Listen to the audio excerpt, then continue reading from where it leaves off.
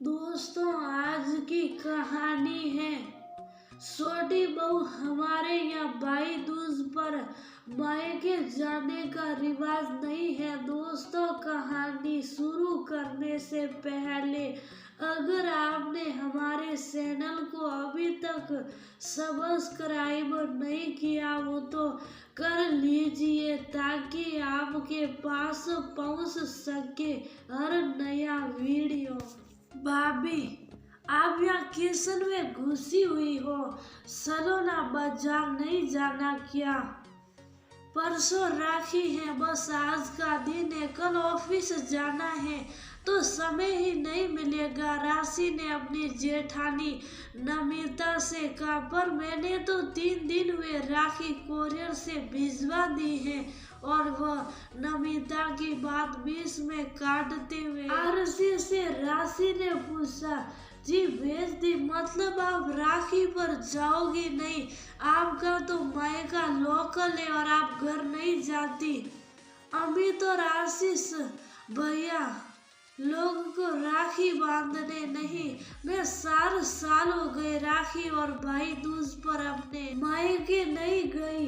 कहते हुए नमिता की आंखें भर आई। जिन्हें छुपाने के लिए वह सीख की तरफ मुड़ गई। भाभी, आप मुझे बताओ क्यों नहीं जाती? कुछ गंभीर बातें आप नहीं बताना चाहती तो मैं आप पर दबाव नहीं डालूंगी, राशि ने पूछा।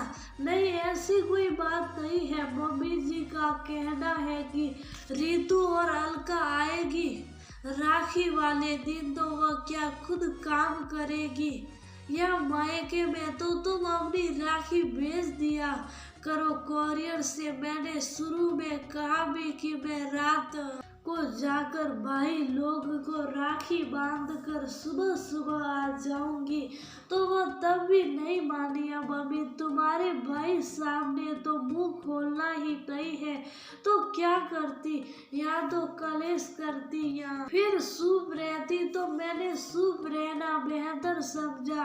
अब नमिता का जैसे बांध टूट गया और वह बिलख पड़ी।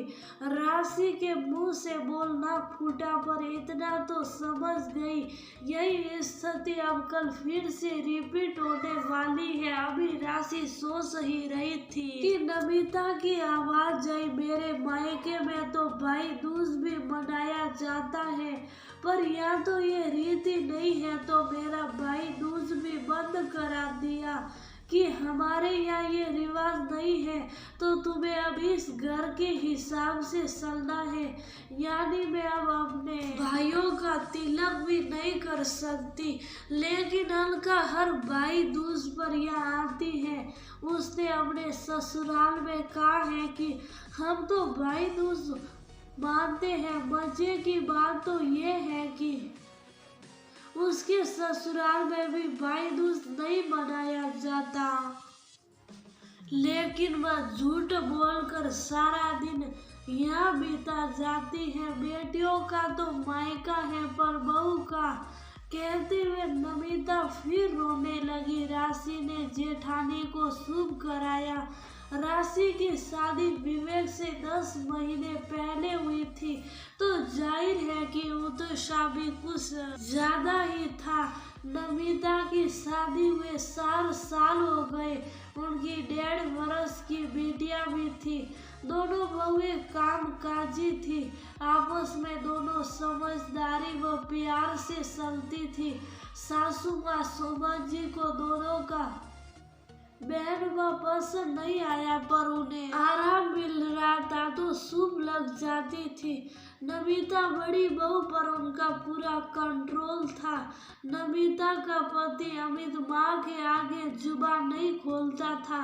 नमिता ने शुरू में 1-2 बार कहा भी कि मम्मी का रवैया ठीक नहीं है।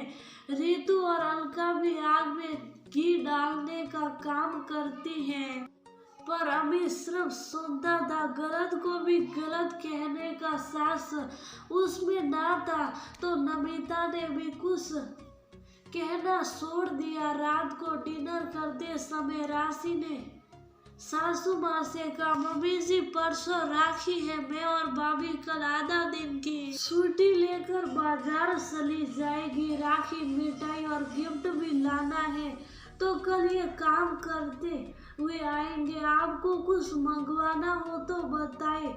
सुमन जी ने खाते हुए अपना हाथ रोक लिया।